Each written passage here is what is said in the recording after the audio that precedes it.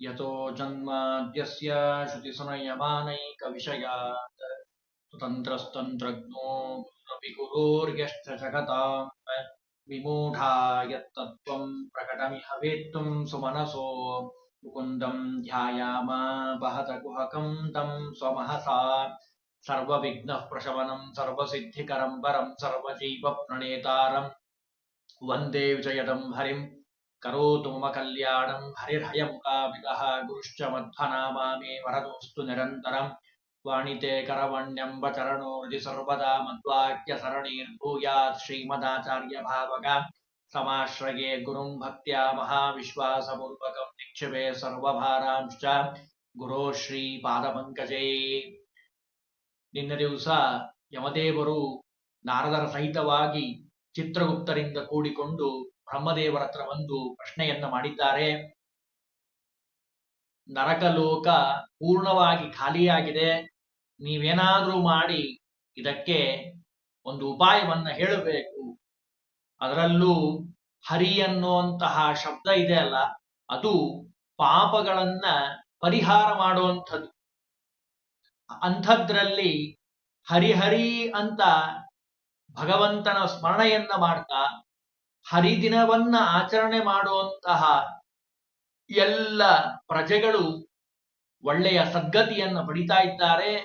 ಹಾಗಾಗಿ ನೀವೇನಾದ್ರೂ ಒಂದು ಉಪಾಯವನ್ನ ಹೇಳಬೇಕು ಅಂತ ಹೇಳಿದಾಗ ಬ್ರಹ್ಮದೇವರು ಒಂದು ಕ್ಷಣ ಯೋಚಿಸಿ ತಮ್ಮ ಅತ್ಯದ್ಭುತವಾದ ಶಕ್ತಿ ಸಾಮರ್ಥ್ಯದಿಂದ, ಬ್ರಹ್ಮದೇವರು ಜೀವೋತ್ತಮರಾಗಿರುವಂಥವರು, ಒಬ್ಬ ಸ್ತ್ರೀಯನ್ನ ಸೃಷ್ಟಿ ಮಾಡಿದ್ದಾರೆ. ಅತ್ಯದ್ಭುತವಾದ ಸೌಂದರ್ಯದಿಂದ ಕೂಡಿರುವಂಥವಳು, ಸಕಲಾಭರಣಗಳಿಂದ ಕೂಡಿರುವಂಥವಳು ಬ್ರಹ್ಮದೇವರ ಎದುರದಲ್ಲಿ ನಿಂತಿದ್ದಾಳೆ. ನಿಂತಹ ಸಂದರ್ಭದಲ್ಲಿ ನಾರದೀಯ ಪುರಾಣ ಹೇಳುತ್ತೆ, 5 ಜನನ್ನ ಕೆಟ್ಟ ದೃಷ್ಟಿಯಿಂದ ಯಾರನ್ನೂ ನೋಡಬಾರದು, ಅದರಲ್ಲೂ ಈ 5 ಜನನ್ನ ನೋಡಬಾರದಂತೆ. ತಾಯಿ ಅಥವಾ ಮಗಳು, ಒಳ್ಳೆಯ ಸಾಧ್ವಿಯಾಗಿರುವಂಥವಳು, ಅಣ್ಣ ತಮ್ಮಂದರ ಹೆಂಡಂದರಾಗಿರಬಹುದು, ಗುರುಪತ್ನಿಯಾಗಿರಬಹುದು, ಅಥವಾ ರಾಜನ ಪತ್ನಿಯಾಗಿರಬಹುದು, ಇವರನ್ನ ಕೆಟ್ಟ ದೃಷ್ಟಿಯಿಂದ ನೋಡಿದ್ದೇ ಆದರೆ ಅವನು ಘೋರವಾದ ನರಕದಲ್ಲಿ ಬೀಳ್ತಾನಪಾ. ಸಯಾತಿ ನರಕಂ ಘೋರಂ ಸಚಿಂತ್ಯ ಅಂತ ಹೇಳ್ತಾರೆ. ಮನಸ್ಸಿನಲ್ಲಿ ಆಸೆ ಪಟ್ರು ಕೆಟ್ಟದಾಗುವಂಥದ್ದು. ಅಂತಹ ಚಿಂತನೆ ನಮ್ಮ ಮನಸ್ಸಿನಲ್ಲಿ ಬರಬಾರದು. ಪ್ರಾಜ್ಞನಾಗಿರುವಂಥವನು ಒಳ್ಳೆಯ ರೀತಿಯಿಂದ ಆ ಸ್ತ್ರೀಯರನ್ನ ಗೌರವದಿಂದ ಕಾಣಬೇಕಪ್ಪ. ಅದರಲ್ಲೂ ಮುಂದೆ ಹೇಳ್ತಾರೆ, ವೃದ್ಧನಾಗಿರಬಹುದು, ಯುವಕನಾಗಿರಬಹುದು, ಯಾರೇ ಆಗಿರಬಹುದು, ಅವನು ಸ್ತ್ರೀಯರನ್ನ ಗೌರವದಿಂದ ಕಾಣಬೇಕಪ್ಪ. ಇನ್ನು ಈಗೇನು ಹುಟ್ಟಿ ಬಂದಿದ್ದಾಳಲ್ಲ, ಅವಳು ಯಾರು ಅಂತ ಪ್ರಶ್ನೆ ಕೇಳಿದ್ರೆ ಅವಳು ಮೋಹಿನಿ ಅಂತ ಅವಳ ಹೆಸರು. ಅವಳಿಗೆ ನಾಮಕರಣವನ್ನ ಮಾಡ್ತಾರೆ. ಲೋಕವನ್ನೆಲ್ಲ ತನ್ನ ಸೌಂದರ್ಯದಿಂದ ಮೋಹನ ಮಾಡುವಂಥವಳು. ಹಾಗಾಗಿ ಅವಳಿಗೆ ಮೋಹಿನಿ ಮೋಹಿನಿ ಅಂತ ಹೆಸರಿಟ್ಟಿದ್ದಾರೆ. ಪೀತಂಚ ಮದ್ಯಂ ಮನುಜೇನ ನಾಥ ಕರೋತಿ ಮೋಹಂ ಸುವಿಚಕ್ಷಣಸ್ಯ. ಅವಳ ಮೋಹ ಅಂಥದ್ದು, ಅಷ್ಟು ಸೌಂದರ್ಯಯುತವಾಗಿರುವಂಥವಳು. ಮೋಹನಾರ್ಥಂ ತ್ವಯಾ ಸೃಷ್ಟ್ವಾ ನರಾಣಾಂ ಪ್ರಪಿತಾಮಹ ತಮಾದಿಶ ಜಗನ್ನಾಥ ತ್ರೈಲೋಕ್ಯಂ ಮೋಹಯಾಮ್ಯಹಂ. 3 ಲೋಕವನ್ನ ತನ್ನ ಸೌಂದರ್ಯದಿಂದ ಮೋಹನ ಮಾಡೋಳಾದ್ದರಿಂದ ಬ್ರಹ್ಮದೇವರು ಅವಳಿಗೆ ಮೋಹಿನಿ ಮೋಹಿನಿ ಅಂತ ಹೆಸರನ್ನ ಇಟ್ಟಿದ್ದಾರೆ. ಹೌದು, ಇವಳು ಉತ್ಪತ್ತಿಯಾಗಿರುವಂತಹ ಕಾರಣ ಏನು, ಏನ್ ಮಾಡಬೇಕು ಅಂತ ಕೇಳಿದ್ರು. ಆಗ ಅವ್ರ ಕತೆ ಹೇಳಿದ್ರು. ಯಾರು? ಬ್ರಹ್ಮದೇವರು. ಇಲ್ಲ, ಭೂಲೋಕದಲ್ಲಿ ವಿದಿಶಾ ಅನ್ನೋ ಪಟ್ಟಣದಲ್ಲಿ ರುಕ್ಮಾಂಗದ ಅನ್ನುವಂತಹ ರಾಜ ಇದ್ದಾನೆ. ಅವನಿಗೆ ನಿನ್ನಷ್ಟು ಸೌಂದರ್ಯಯುತವಾಗಿರುವಂತಹ ಸಂಧ್ಯಾವಳಿ ಅನ್ನುವಂತಹ ಪತ್ನಿ ಇದ್ದಾಳೆ. ತಂದೆಗೆ ವಿಶೇಷವಾಗಿ ಗುಣದಲ್ಲಿ ಅಧಿಕನಾಗಿರುವಂಥವನು ಧರ್ಮಾಂಗದ ಅನ್ನುವಂತಹ ಮಗ ಇದ್ದಾನೆ, ಮಹಾಪ್ರತಾಪಶಾಲಿಯಾಗಿರುವಂಥವನು. ಅವನ ಗುಣ ಹೆಂಗಪ್ಪ ಅಂದ್ರೆ ಗಾಂಭೀರ್ಯದಲ್ಲಿ ಸಮುದ್ರ ಇದ್ದಂಗಿದ್ದಾನೆ, ಪ್ರಕಾಶಮಾನವಾಗಿರುವಂತಹ ಅಗ್ನಿ ಇದ್ದಾಗಿದ್ದಾನೆ ಪ್ರಕಾಶದಲ್ಲಿ, ಕ್ರೋಧದಲ್ಲಿ ಸೂರ್ಯ ಪುತ್ರನಾಗಿರುವಂತಹ ಯಮ ಇದ್ದಾಗಿದ್ದಾನೆ, ಅಂಥವನು ದೊಡ್ಡ ರಾಜ ಅಂತ ವರ್ಣನೆ ಮಾಡಿದ್ರು. ಆಮೇಲೆ ಜ್ಞಾನದಲ್ಲಿ ನೀತಿಯಲ್ಲಿ ಶುಕ್ರಾಚಾರ್ಯರು, ದೇವಗುರುವಾಗಿರುವಂತಹ ಬೃಹಸ್ಪತಿ ಇದ್ದಂಗಿದ್ದಾನೆ, ತಂದೆಯಾಗಿರುವಂತಹ ರುಕ್ಮಾಂಗದ ರಾಜನಿಗೆ ಅಖಂಡವಾಗಿ ಸಹಾಯವನ್ನ ಮಾಡ್ತಾ ಆ ದ್ವೀಪವನ್ನ ಆಳ್ತಾ ಇದ್ದಾನೆ ಅಂತ ಬ್ರಹ್ಮದೇವರು ವಿಶೇಷವಾಗಿ ಆ ರಾಜನ ಕಥೆಯನ್ನ ಹೇಳಿದ್ದಾರೆ. ಇಷ್ಟೇ ಅಲ್ಲದೆ ಅವನು ಆ ರಾಜ್ಯವನ್ನ ಆಳುವಂತಹ ಸಂದರ್ಭದಲ್ಲಿ ದಿವ್ಯವಾಗಿರುವಂತಹ ನೀನು ಅಲ್ಲಿ ಹೋಗಬೇಕು, ಹೋಗಿ ನಾ ಹೇಳುವಂತಹ ಕೆಲಸವನ್ನ ಮಾಡಬೇಕು ಅಂತ ಹೇಳಿದ್ರು. ಏನು ಕೆಲಸ? ನೀನು ನನ್ನ ಪತ್ನಿಯಾಗಿ ಸ್ವೀಕಾರ ಮಾಡು. ಅವನು ಕೇಳ್ತಾನೆ, ನಿನ್ನ ಸೌಂದರ್ಯಕ್ಕೆ ಮೋಹಗೊಂಡು ನನ್ನ ಹೆಂಡತಿಯಾಗು ಅಂತಾನೆ. ಆಗ್ಲಿ, ಖಂಡಿತವಾಗಿ ಆಗ್ತೀನಿ, ಆದ್ರೆ ನಾನು ಹೇಳೋ ಮಾತನ್ನ ನೀ ನಡೆಸಬೇಕು, ಅಂದ್ರ ಮಾತ್ರ ನೀ ಹೇಳ್ದಂಗೆ ನಾನು ಕೇಳ್ತೀನಿ ಅಂತ ಹೇಳ್ಬೇಕು. ಆಗ್ಲಿ, ಖಂಡಿತವಾಗಿ ಅವನು ಒಪ್ಕೊಳ್ತಾನೆ. ಒಪ್ಕೊಂಡಂತ ಸಂದರ್ಭದಲ್ಲಿ ನೀನು ಹರಿದಿನ ದಿವಸ ಅವನ ಹತ್ರ ಊಟವನ್ನ ಮಾಡಿಸಬೇಕು. ಹರಿದಿನ ಅವನು ಊಟ ಮಾಡಬೇಕು. ಅವನು ಆಗೋದಿಲ್ಲ ಅಂತಾನೆ. ಆಗ ನೀನೇನ್ ಮಾಡಬೇಕು? ಒಂದು ಊಟ ಮಾಡು ಹರಿದಿನ, ಇಲ್ಲ ನಿನ್ನ ಮಗನ ತಲೆಯನ್ನ ಕತ್ತರಿಸಿ ನನ್ನ ತೊಡೆ ಮೇಲೆ ಇಡಬೇಕು. ಹಿಂಗೆ ಕರಾರ್ ಹಾಕು ಅವನ ಹತ್ರ. ಮೊದಲಿಗೆ ಹೇಳಬೇಡ, ಆಮೇಲೆ ಕರಾರ್ ಹಾಕು ಅಂತ ಹೇಳಿ ಎಷ್ಟೆಲ್ಲ ಉಪನ್ಯಾಸವನ್ನ ಮಾಡಿ ಅವಳಿಗೆ ಕೊಟ್ಟು ಕಳಿಸಿದ್ದಾರೆ. ಅವಳು ಬಂದಿದ್ದಾಳೆ. ಸುಮಾರು 4 ಅಧ್ಯಾಯಗಳಲ್ಲಿ ಅದರ ಸಂವಾದ ಇದೆ. ಯಾರು?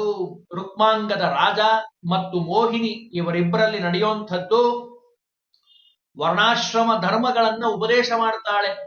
ಆ ಮೋಹಿನಿಗೆ ಉಪದೇಶವನ್ನ ಮಾಡ್ತಾನೆ ಧರ್ಮ. ಯಾರು? ರುಕ್ಮಾಂಗದ. ಕಾರ್ತೀಕ ಮಾಸದಲ್ಲೇ ಅತ್ಯಂತ ಶ್ರೇಷ್ಠವಾಗಿರುವಂಥದ್ದು. ಆ ಮಾಸ ಬಂದಂತಹ ಸಂದರ್ಭದಲ್ಲಿ ನ ಭೋಕ್ತವ್ಯಂ ಹರಿದಿನದಲ್ಲಿ ಭೋಜನವನ್ನ ಮಾಡಬಾರದು, ಶುದ್ಧವಾದ ರೀತಿಯಲ್ಲಿ ಆ ಏಕಾದಶಿ ಆಚರಣೆಯನ್ನ ಮಾಡಬೇಕು ಅಂತ ಹೇಳಿ ಬೇಕಾದಷ್ಟು ಆ ಉಪದೇಶವನ್ನ ಹೇಳ್ತಾನೆ. ಅದರಲ್ಲೂ ಅವಳಂತಾಳೆ, ಬೇಕಾದಷ್ಟು ನನ್ನ ಜೊತೆ ನೀನು ವಿಹಾರವನ್ನ ಮಾಡ್ತಾ ಇದ್ದೀಯಾ, ಇದರಲ್ಲಿ ನಿನಗೆ ಇಷ್ಟು ವರ್ಷ ಕಳೆದಿದ್ದೇ ನಿನಗೆ ಗೊತ್ತಾಗಿಲ್ಲ. ಅವನಂದ, ಏಕಾದಶಿಯನ್ನ ಒಂದನ್ನ ಬಿಟ್ಟು ನಾ ಬೇರೆ ಯಾವ ವ್ರತವನ್ನು ನನಗೆ ಮಾಡ್ಲಿಕ್ಕೆ ಸಾಧ್ಯ ಆಗಿಲ್ಲ. ಅದಕ್ಕೋಸ್ಕರವಾಗಿ ನಾನು ವ್ರತವನ್ನ ಮಾಡ್ತೀನಿ. 3 ದಿವಸದ ವ್ರತ, ದಿನತ್ರಯ ಅಂತ ಕರೀತಾರೆ. ಆ ದಿನತ್ರಯದ ವ್ರತವನ್ನ ನಾನು ಆಚರಣೆಯನ್ನ ಮಾಡಬೇಕು. ನಾನು ಆಚರಣೆಯನ್ನ ಮಾಡ್ತೀನಿ. ಅದರಲ್ಲೂ ವಿಶೇಷವಾಗಿ ಯಾರು ಏಕಾದಶಿ ಆಚರಣೆಯನ್ನ ಮಾಡ್ತಾರೋ ಅವರಿಗೆ ಎಲ್ಲ ಪಾಪಗಳಿಂದ ಮುಕ್ತರಾಗ್ತಾರಪ್ಪ ಅಂತಾರೆ. ನಾನಾ ವಿಧವಾದ ಪಾಪಗಳು, 1, 2 ಅಲ್ಲ. ಅದರಲ್ಲೂ ಯಾವಾಗ ಮೋಹಿನಿ ರುಕ್ಮಾಂಗದ ರಾಜ ಇಬ್ಬರಲ್ಲಿ ನಡೆದಿರುವಂತಹ ಸಂವಾದ, ಬೆಟ್ಟದ ಮೇಲೆ ಅವರ ಸಂವಾದ ನಡೆದಿರುವಂಥದ್ದು. ಸಾವಿರಾರು ವರ್ಷ ವಿಶೇಷವಾಗಿ ತಪಸ್ಸು ಮಾಡಿದ್ರೂ ಇಂತಹ ಹಿತವಾಗಿರುವಂತಹ ಮೋಹಿನಿ ಬರೋದು ಕಷ್ಟ.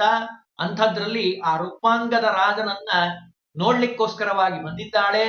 ಬೇಕಾದಷ್ಟು ವಿಷಯಗಳನ್ನ ತಿಳಿಸ್ತಾಳೆ. ವೃಕ್ಷ, ಸರ್ಪ, ಬಾಲಕ, ವೃದ್ಧ, ತರುಣ, ನಾನಾ ವಿಧವಾದ ಜೀವ ಜಂತುಗಳನ್ನ ಸೃಷ್ಟಿ ಮಾಡಿದ್ದಾರೆ ಬ್ರಹ್ಮದೇವರು ಈ ಲೋಕದಲ್ಲಿ.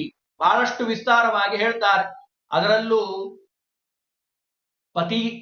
ಮೋಹಿನಿ ಹೇಳ್ತಾಳೆ, ನೀನು ಬರೇ ನನ್ನ ಜೊತೆ ಇದ್ರೆ ಸರಿಯಾಗಿ ಜನ ತಿಳಿಯೋದಿಲ್ಲ, ನನ್ನನ್ನು ಮದುವೆ ಮಾಡ್ಕೊಳ್ಬೇಕು ನೀನು. ರಾಜ ಅಂತಾನೆ, ಆಗ್ಲಿ ಅವಶ್ಯವಾಗಿ ವಿಧಿಪೂರ್ವಕವಾಗಿ ವಿವಾಹ ಮಾಡ್ಕೊಳ್ತಾನೆ.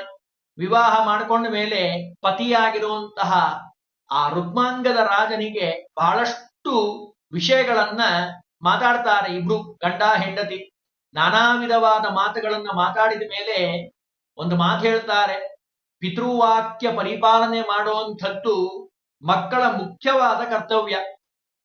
ಮಕ್ಕಳು ಅಂತ ಯಾರಿದ್ದಾರೋ ಲೋಕದಲ್ಲಿ ಯಾರೇ ಆಗಿರಬಹುದು, ಮಗನಾಗಿ ತನ್ನ ತಂದೆಯ ಮಾತನ್ನ ಕೇಳದೇ ಇರುವಂಥವನು, ಗಂಗೆಯಲ್ಲಿ ಸ್ನಾನ ಮಾಡದೇ ಇರುವಂಥವನು, ಇವರಿಬ್ರು ಬದುಕಿದ್ರು ಸತ್ತ ಹಾಗೆ, ಏನು ಪ್ರಯೋಜನ ಇಲ್ಲ ಅಂತ ಹೇಳ್ತಾರೆ. ಪಿತೃವಾಕ್ಯ ಮನಾಧೃತ್ಯ ವ್ರಜೇ ಸ್ನಾತುಂ ತ್ರಿಮಾರ್ಗಗಾಂ, ತ್ರಿಪದಗಾಮಿನಿ ಅಂತ ಹೆಸರು ಗಂಗಾದೇವಿಗೆ. ಅಲ್ಲಿ ಸ್ನಾನ ಮಾಡಿಲ್ಲ ಅಂದ್ಮೇಲೆ ಏನು ಪ್ರಯೋಜನ ಇಲ್ಲ. 10,000 ಮಕ್ಕಳಿದ್ದೇನ್ ಪ್ರಯೋಜನ, ಒಬ್ರು ತಂದೆ ಮಾತನ್ನ ಕೇಳಿಲ್ಲ ಅಂತಂದ ಮೇಲೆ ಅಂತಿಷ್ಟೆಲ್ಲ ಮಾತಾಡ್ತಾರೆ. ಮಾತಾಡಿದ ಮೇಲೆ ಇನ್ನೂ ಒಂದು ಮಾತು ಹೇಳ್ತಾರೆ. ಅಭಿವಾದಯ ಚಾರ್ವಾಂಗಿ ತ್ವಂ ನಿಜಾಮಿವ ಮಾತರಂ. ಜಗತ್ನಲ್ಲಿ ಬೇಕಾದಷ್ಟು ಮಾತುಗಳಿರಬಹುದು, ಅದರಲ್ಲೂ ಗಂಡ ಹೇಳಿರುವಂತಹ ಮಾತಿದೆಯಲ್ಲ, ಅದನ್ನ ನಡೆಸುವಂಥದ್ದು ಹೆಂಡತಿಯ ಕರ್ತವ್ಯ.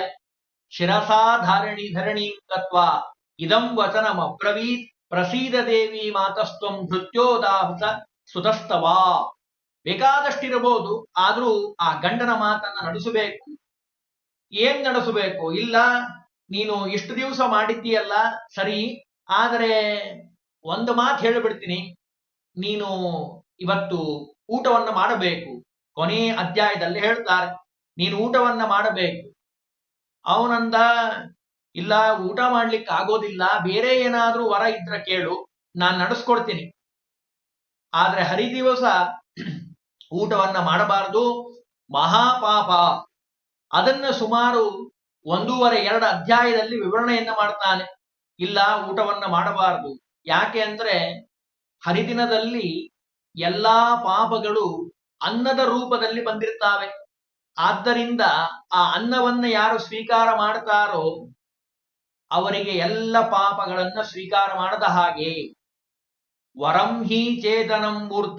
ಊಟ ಮಾಡೋದಿಲ್ಲ ಹಾಗಿದ್ರೆ ನೀನು ನಿನ್ನ ಮಗನ ತಲೆಯನ್ನ ಕತ್ತರಿಸಿ ನನ್ನ ತೊಡೆ ಮೇಲೆ ತಂದಿಡಬೇಕು, ಎರಡರೊಳಗೊಂದಾಗಬೇಕು ಅಂತ ಅವಳು ಮಾತನ್ನ ಆಡ್ತಾಳೆ. ಮಾತನ್ನ ಆಡಿದಾಗ ಬಹಳ ದುಃಖ ಆಗುತ್ತೆ ರಾಜನಿಗೆ. ಏನಪ್ಪಾ ಹೀಗಂತಾಳಲ್ಲ, ಎರಡೂ ಕಷ್ಟ, ಊಟ ಮಾಡೋದು ಕಷ್ಟ. ಹರಿದಿನ ಬಹಳ ವಿಶೇಷವಾದ ದಿವಸ, ಅಂಥದ್ರಲ್ಲಿ ಊಟ ಮಾಡೋದು ಅಂತೂ ಆಗೋದಿಲ್ಲ. ಇನ್ನು ಒಳ್ಳೆಯ ಮಗ, ಧರ್ಮಿಷ್ಠನಾಗಿರುವಂತಹ ಮಗ, ಅಂತಹ ಮಗನನ್ನ ಕತ್ತರಿಸಿ ನಾನು ತಂದಿಡಬೇಕು ಇವಳು ತೊಡೆ ಮೇಲೆ ಅಂದ್ರೆ ಎಷ್ಟು ಕಷ್ಟ. ಮನಸ್ಸಿಗೆ ಬಹಳ ದುಃಖ ಆಗಿದೆ, ಏನ್ ಮಾಡಬೇಕು ಅಂತ ತೋಚ್ತಾ ಇಲ್ಲ. ಅದರಲ್ಲಿ ಒಂದಿಷ್ಟು ಉಪದೇಶವನ್ನ ಹೇಳ್ತಾನೆ ಅವಳಿಗೆ. ಇಲ್ಲ, ನೀನ್ ಕೇಳ್ತಿರೋದು ಸರಿಯಾದದ್ದಲ್ಲ. ಚಿಕ್ಕ ವಯಸ್ಸಿನಿಂದ ಆ ಮಗನನ್ನ ನಾನು ಸಾಕಿದ್ದೀನಿ, ಸಣ್ಣ ಹುಡುಗ, ಒಳ್ಳೆಯ ಸಾಧಕನಾಗಿರುವಂಥವನು. ಅಂಥದ್ರಲ್ಲಿ ಅಂತಹ ಮಗ ಸತ್ರೆ ಮುಂದೆ ನೋಡೋರು ಯಾರು? ತಂದೆ ಮಾವ ಇವರೆಲ್ಲರನ್ನ ಪ್ರೀತಿಯಿಂದ ಕಾಣಬೇಕು, ಗೌರವದಿಂದ ಕಾಣಬೇಕು. ಅದರಲ್ಲೂ ಇಂಥ ಸಂದರ್ಭದಲ್ಲಿ ಆ ಮಗನನ್ನ ನಾನು ಕೊಂದಾಕೋದು ಅಂದ್ರೆ ಮಹಾಪಾಪ ಅಂತ ಬಹಳ ಉಪದೇಶವನ್ನ ಹೇಳ್ತಾನೆ. ಆದ್ರೂ ಅವಳು ಕೇಳೋದಿಲ್ಲ. ನೀನು ಬಾಯಿಯನ್ನ ಅಂದ್ರೆ ಮಾತನ್ನ ಕೊಟ್ಟಿದ್ದೀಯ, ಮಾತನ್ನ ಕೊಟ್ಟಿದ್ದ ಮೇಲೆ ನಡೆಸ್ಲಿಲ್ಲ ಅಂದ್ರೆ ನೀನು ಸುಳ್ಳು ಅಂತ ಆಗ್ಬಿಡ್ತೀಯ. ನಿನ್ನ ಮಾತು ಸುಳ್ಳು ಅಂತ ಆಗತ್ತೆ, ನಿನ್ನನ್ನು ಯಾರು ನಂಬೋದಿಲ್ಲ. ಬೇಕಾದಷ್ಟು ಮಾತುಗಳನ್ನ ಹೇಳ್ತಾಳೆ ಮೋಹಿನಿ. ಇಲ್ಲ, ನಿನ್ನನ್ನು ಯಾರು ನಂಬೋದಿಲ್ಲ ಇನ್ಮೇಲೆ, ಯಾಕೆ ನೀನು ಸುಳ್ಳು ಹೇಳಿದ್ದೀಯಲ್ಲ. ನೀನೇನ್ ಹೇಳಿದ್ದೀಯ? ಊಟ ಮಾಡ್ತೀನಿ ಅಂದಿ, ನಿನ್ ಮಾತನ್ನ ನಡೆಸ್ತೀನಿ ಅಂದೀಯ, ಅಂದ್ಮೇಲೆ ನನ್ನ ಮಾತು ನಡೆಸು. ಒಂದು ಊಟ ಮಾಡು ಹರಿದಿನ, ಇಲ್ಲ ನಿನ್ನ ಮಗನ ತಲೆಯನ್ನ ಕತ್ತರಿಸಿ ನನ್ನ ತೊಡೆ ಮೇಲೆ ತಂದಿಡು. ಯಾವಾಗ ಹಿಂಗೆ ಹೇಳಿದ್ಲೋ ಅವನಿಗೆ ಸುಮಾರು ಶ್ಲೋಕಗಳಲ್ಲಿ ವರ್ಣನೆ ಮಾಡುತ್ತಾರೆ. ಏನು ಮಾಡಿದ್ರು ಅವಳು ಒಪ್ತಾನೆ ಇಲ್ಲ. ಅದರಲ್ಲೂ ಬ್ರಹ್ಮಹತ್ಯ, ಸುರಾಪಾನ, ಗುರುಪತ್ನಿ ಗಮನ ಇವೆಲ್ಲವೂ ಆ ಏಕಾದಶಿ ದಿವಸ ಅನ್ನದಲ್ಲಿ ಬಂದ್ಬಿಟ್ಟಿರ್ತಾವೆ. ಅದೇ ರೀತಿ ಪುಷ್ಕರ ಕ್ಷೇತ್ರ, ನೈಮಿಷಾರಣ್ಯ, ಕುರುಕ್ಷೇತ್ರ, ಪ್ರಭಾಸ ಕ್ಷೇತ್ರ, ಗಯಾ, ನರ್ಮದಾ, ಸರಸ್ವತಿ, ಯಮುನಾ ಇವೆಲ್ಲ ನದಿಗಳು ಸ್ನಾನ ಮಾಡಿ ಪೂಜಾ ಮಾಡಿದ್ರೆ ಏನು ಫಲ ಬರಬೇಕು? ಆ ಫಲ ಏಕಾದಶಿ ಆಚರಣೆಯಿಂದ ಬರ್ತಾ ಇದೆ. ಅಂತಹ ಏಕಾದಶಿ ದಿವಸ ನೀನು ಊಟ ಮಾಡುವಂತ ಅಂತೀಯಲ್ಲ, ಏನ್ ಹೇಳ್ಬೇಕು ನಿನಗೆ? ಪೃಥ್ವಿಯನ್ನ ಪೂರ್ಣವಾಗಿ ದಾನ ಮಾಡಿದ್ರೆ ಬಹಳಷ್ಟು ಶ್ಲೋಕಗಳಲ್ಲಿ ವರ್ಣನೆ ಮಾಡ್ತಾರೆ. ಎಷ್ಟು ಫಲ ಬರಬೇಕು ಆ ಫಲ ಒಂದು ಏಕಾದಶಿಯಿಂದ ಬರ್ತಾ ಇದೆ. ಅಂಥದ್ರಲ್ಲಿ ಏಕಾದಶಿಯ ಫಲದ ನಾಲ್ಕನೇ ಒಂದು ಭಾಗ ಅಲ್ಲ, ಅಂತಹ ಅತ್ಯದ್ಭುತವಾದ ಆ ಏಕಾದಶಿಯ ಮಹಿಮೆಯನ್ನ ನಾನು ಇಷ್ಟು ಹೇಳಿದ್ರು ನೀನು ಕೇಳ್ತಾ ಇಲ್ಲ. ಮತ್ತು ಆ ದಿವಸ ಊಟವನ್ನ ಮಾಡು, ತೊಡೆ ಮೇಲೆ ಹಾಕ್ಲಿ, ಕೊನೆಗಿಲ್ಲ ತೊಡೆ ಮೇಲೆ ಊಟ ಮಾಡಕ್ ಆಗೋದಿಲ್ಲ ಅಂದ್ರೆ ಇಷ್ಟು ಕಠಿಣವಾಗಿರುವಂತಹ ಮಾತುಗಳನ್ನ ಕೇಳಿ ಉವಾಚ ಮೋಹಿನಿ ವಾಕ್ಯಂ ಸುಮುಖಿ ಪ್ರಹಸಂತ್ಯಪಿ, ಬಹಳ ಕಠಿಣವಾಗಿರುವಂತಹ ಮಾತನ್ನಾಡಿದ್ದಾಳೆ ಮೋಹಿನಿ. ಇದನ್ನ ಕೇಳಿ ಅವನಿಗೆ ಬಹಳ ಮನಸ್ಸಿಗೆ ಶ್ರೂಯಂತೆ ಹಿ ಪುರಾಣೇಶು ಘಾತಾ ಸುಭ್ರು ಸಮೀರಿತಾಹ, ಬಹಳ ಮನಸ್ಸಿಗೆ ದುಃಖ ಆಗಿದೆ, ಬಹಳ ಮನಸ್ಸಿಗೆ ನೋವಾಗಿದೆ. ಏನಪ್ಪಾ ಎಂತ ಪರಿಸ್ಥಿತಿ ಬಂದ್ಬಿಡ್ತಲ್ಲ, ಏನು ಮಾಡಿದ್ರು ಇದು ಪರಿಹಾರ ಆಗೋಂಗ್ ಕಾಣ್ತಿಲ್ಲ ಅಂತ ಮನಸ್ಸಿನಲ್ಲಿ ಅವನಿಗೆ ಬಂದಿದೆ. ಬಂದಂತಹ ಸಂದರ್ಭದಲ್ಲಿ ಕೊನೆಗೇನ್ ಮಾಡಬೇಕು, ಏನು ಮಾಡ್ಲಿಕ್ಕೆ ಅವಕಾಶ ಇಲ್ಲ. ಆ ಸಂದರ್ಭದಲ್ಲಿ ಅವನೇನು ಮಾಡದ, ಮಗನನ್ನ ಕರೆ ಕಳಿಸಿದ್ದಾನೆ. ಮಗನನ್ನ ಅಂದ್ರೆ ಏಕಾದಶಿ ಅಂತೂ ಊಟ ಮಾಡ್ಲಿಕ್ಕೆ ಸಾಧ್ಯನೇ ಇಲ್ಲ, ಇನ್ನು ಕೊನೆಗೆ ಮಗನ ತಲೆಯನ್ನ ಕತ್ತರಿಸಬೇಕು, ಅದು ನನ್ನ ಕೈಲಿ ಸಾಧ್ಯ ಇಲ್ಲ. ಏನ್ ಮಾಡ್ಲಿ ಮತ್ತೆ ಯೋಚನೆ ಮಾಡ್ತಾ ಕೂತ. ಲೋಕಾಪವಾದ ಬರುತ್ತೆ, ಜನ ಎಲ್ಲ ಮಾತಾಡ್ತಾರೆ, ರುಕ್ಮಾಂಗದ ಅಂತ ದೊಡ್ಡ ರಾಜ ಇದ್ದ, ಅವನು ಮಾತು ನಡೆಸ್ಲೇ ಇಲ್ಲ, ಸುಳ್ಳು ಹೇಳ್ದ ಅಂತ ಲೋಕದಲ್ಲಿ ಪ್ರಖ್ಯಾತ ಆಗತ್ತೆ. ಭೋಜನೆ ಪಾಪ ನಿರತ ದಿನೇ ವಿಷ್ಣುರ್ ದುರಾಸಹೇ, ಏಕಾದಶಿ ದಿವಸ ಊಟವನ್ನ ಮಾಡೋದು ಮಹಾದೋಷಕಾರಿ, ಮಹಾಪಾಪ, ಅಂಥವನನ್ನ ಮುಟ್ಟೋದು ಕಷ್ಟ. ಆದ್ದರಿಂದ ಏನ್ ಮಾಡೋದು, ಏನು ಪ್ರಯೋಜನ ಇಲ್ಲ ಅಂತ ಹೇಳಿ ಅವ್ರೇನ್ ಮಾಡಿದ್ರು, ಕೊನೆಗೊಂದು ಮಾತಾಡ್ಕೊಂಡ, ಮನಸ್ಸಿನಲ್ಲಿ ಅನ್ಕೊಂಡ, ಇಲ್ಲ ನಾನು ಭಗವಂತನ ಪ್ರೀತ್ಯರ್ಥಕವಾಗಿ ನಾನೇನ್ ಮಾಡೋಣ, ಏಕಾದಶಿ ಆಚರಣೆಯನ್ನ ಮಾಡೋಣ. ಆದರೆ ತಲೆ ಕತ್ತರಿಸಬೇಕು ಅಂತ ಹೇಳ್ತಾರಲ್ಲ, ಆಗ್ಲಿ, ಹಂಗಿದ್ರೆ ತಲೆ ಕತ್ತರಿಸ್ಬೇಡ, ಮುಂದಾದಿದ್ದಾಗ್ಲಿ, ದೇವ್ರ ಮೇಲೆ ಭಾರ ಹಾಕೋಣ. ಅಂದ್ರೆ ಏಕಾದಶಿಯನ್ನ ದೃಢವಾಗಿ ಮಾಡೋರಿಗೆ ಭಗವಂತನ ಅನುಗ್ರಹ ಹೇಗಿರುತ್ತೆ ಅನ್ಲಿಕ್ಕೆ ಇದು ಒಂದು ಒಳ್ಳೆ ಉದಾಹರಣೆ. ಯಾವಾಗ ಭಕ್ತಿಯಿಂದ ಭಗವಂತನ ಮೇಲೆ ಮನಸ್ಸನ್ನ ಇಟ್ಟು ಅವನೇನ್ ಮಾಡಿದ್ದಾನೆ, ತನ್ನ ಕೈಯಲ್ಲಿರುವಂಥ ಖಡ್ಗವನ್ನ ತೆಗೆದಿದ್ದಾನೆ. ಖಡ್ಗವನ್ನ ತೆಗೆದು ಇನ್ನೇನು ತಲೆ ಕತ್ತರಿಸಬೇಕು, ಆ ಸಂದರ್ಭದಲ್ಲಿ ತಕ್ಷಣ ಚತುರ್ಭುಜನಾಗಿರುವಂತಹ ಭಗವಂತ ಪ್ರತ್ಯಕ್ಷನಾಗಿದ್ದಾನೆ. ನ ಸಾಧಯಂತಿ ಏ ಕಾರ್ಯಂ ಸ್ವಾಮಿನಾಂತು ದಿವೌಕಸ, ದೇವಾನುದೇವತೆಗಳೆಲ್ಲ ಆಶ್ಚರ್ಯಚಕಿತರಾಗಿದ್ದಾರೆ ಆ ಭಗವಂತನ ಅತ್ಯದ್ಭುತವಾದ ರೂಪವನ್ನು ನೋಡಿ. ನಿನ್ನ ರೂಪ ಅತ್ಯದ್ಭುತವಾಗಿರುವಂಥದ್ದು. ಭಗವಂತ ಅಲ್ಲಿ ಪ್ರತ್ಯಕ್ಷನಾಗಿ ಹೇಳ್ತಾನೆ, ನೋಡಪ್ಪ, ನೀನು ಮಾಡುವಂತಹ ಅತ್ಯದ್ಭುತವಾದ ಈ ಏಕಾದಶಿಯ ಮಹಿಮೆಯಿಂದ ನಾನು ಸಂತೃಪ್ತನಾಗಿದ್ದೇನೆ, ಇನ್ನೇನು ಚಿಂತೆ ಇಲ್ಲ, ನೀನೇನ್ ಹೆದರ್ಕೊಳ್ಳೋ ಅಂತ ಅವಶ್ಯಕತೆ ಇಲ್ಲ. ದ್ವಾದಶ್ಯಾಂ ತೇಜಸಾ ಭಗ್ನ ಯಮಾಹುರ್ ವಿಘ್ನನಾಶನಿ, ಇನ್ನೇನ್ ಚಿಂತೆ ಇಲ್ಲ, ನಿನ್ ಮಗನನ್ನ ಕತ್ತರಿಸಬೇಕಾಗಿಲ್ಲ ಅಂತ ಹೇಳಿ ವಿಶೇಷವಾಗಿ ಅನುಗ್ರಹವನ್ನ ಮಾಡಿದ್ದಾನೆ. ಇಂತಹ ಅತ್ಯದ್ಭುತವಾದ ಮಹಾ ಮಹಿಮೆಯಿಂದ ಕೂಡಿರುವಂತಹ ಈ ಏಕಾದಶಿಯ ಮಹಿಮೆಯನ್ನ ನಾವು ನಿತ್ಯದಲ್ಲಿ ಕೇಳಬೇಕಪ್ಪ, ಶ್ರವಣ ಮಾಡಬೇಕು. ಯಾರು ಈ ಶ್ರವಣವನ್ನ ಮಾಡ್ತಾರೋ, ಅಂದ್ರೆ ಮೋಹಿನಿ ಇಷ್ಟೆಲ್ಲ ನಿಯಮವನ್ನ ಹಾಕಿದ್ರು ರಾಜ ತನ್ನ ವ್ರತವನ್ನ ಬಿಡ್ಲೇ ಇಲ್ಲ. ಅದು ಅತ್ಯಂತ ಅವಶ್ಯಕವಾಗಿರುವಂಥದ್ದು. ಚಕ್ರಪಾಣಿಯಾದ ಮಧುಸೂದನ ಅವನನ್ನ ಬಂದು ರಕ್ಷಣೆಯನ್ನ ಮಾಡಿದ್ದಾನೆ. ರಕ್ಷಣೆಯನ್ನ ಮಾಡಿ ವಿಶೇಷವಾಗಿ ಅನುಗ್ರಹವನ್ನ ಮಾಡಿದ್ದಾನೆ ರುಕ್ಮಾಂಗದನ ಮೇಲೆ. ಅದಕ್ಕೆ ಪುರಂದರದಾಸರು ಹೇಳಿದ್ರು, ವ್ರತವನ ನರಿಗೆ ರುಕುಮಾಂಗದನಂತೆ. ಬೇಕಾದಷ್ಟು ವ್ರತ ಮಾಡಿರಬಹುದು, ಆದರೆ ಏಕಾದಶಿಯ ವ್ರತಕ್ಕೆ ಸಮನಾದ ವ್ರತವೇ ಇಲ್ಲ. ಇಂತಹ ಕಠಿಣ ಪರಿಸ್ಥಿತಿಯಲ್ಲೂ ತನ್ನ ಧರ್ಮವನ್ನ ಬಿಡದೆ ತನ್ನ ಕರ್ಮವನ್ನ ತಾನು ಮಾಡಿದ್ದಾನೆ, ಕೆಲಸವನ್ನ. ಹಾಗಾಗಿ ಅವಶ್ಯವಾಗಿ ಭಗವಂತನ ಅನುಗ್ರಹವನ್ನ ಪಡೆದಿರುವಂಥವನು. ಮುಂದೆ ಮೋಹಿನಿ ಹೋಗ್ತಾಳೆ, ಎಲ್ಲಿ ದೇವತೆಗಳ ಲೋಕಕ್ಕೆ ದೇವತೆಗಳು ಸೇರಿಸ್ಕೊಳ್ಳೋದಿಲ್ಲಂತೆ. ಕಾರಣ ನಿನಗೇನ್ ನಾವು ಕಾರ್ಯ ಒಪ್ಸಿದ್ವೋ ಅದನ್ನ ನೀನ್ ಮಾಡ್ಲಿಕ್ಕೆ ಸಾಧ್ಯ ಆಗಿಲ್ಲ ಅಂತಾರಂತೆ. ಅದನ್ನೆಲ್ಲ ಮುಂದೆ ವಿಸ್ತಾರವಾಗಿ ಹೇಳ್ತಾರೆ ನಾರದೀಯ ಪುರಾಣದಲ್ಲಿ. ಒಟ್ಟು ತಾತ್ಪರ್ಯ ಏಕಾದಶಿಯ ಆಚರಣೆ ಅತ್ಯಂತ ಮೋಕ್ಷಕ್ಕೆ ಸಾಧನಭೂತವಾಗಿರುವಂಥದ್ದು. ಋಕುವಾಂಗದ ರಾಜ ಆ ಏಕಾದಶಿಯನ್ನ ಮಾಡಿ ಒಳ್ಳೆಯ ಸದ್ಗತಿಯನ್ನ ಪಡೆದಿದ್ದಾನೆ.